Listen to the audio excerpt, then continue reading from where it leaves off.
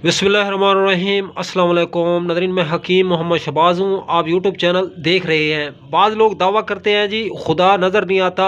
जब कोई नज़र नहीं आता तो खुदा ही तो नज़र आता है।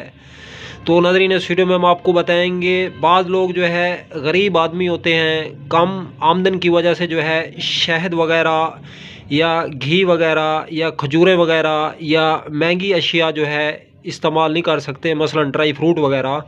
तो नाज़रीन, ये जो गुड़ होता है, ये मैंने गुड़ जो है कूट के अपने हाथ के ऊपर जो है रखा हुआ है। तो यूँ समझ लें ये सर्दी के मौसम में जो है जिसमें एनर्जी पैदा करने वाली एक बेहतरीन जो है खुराक है।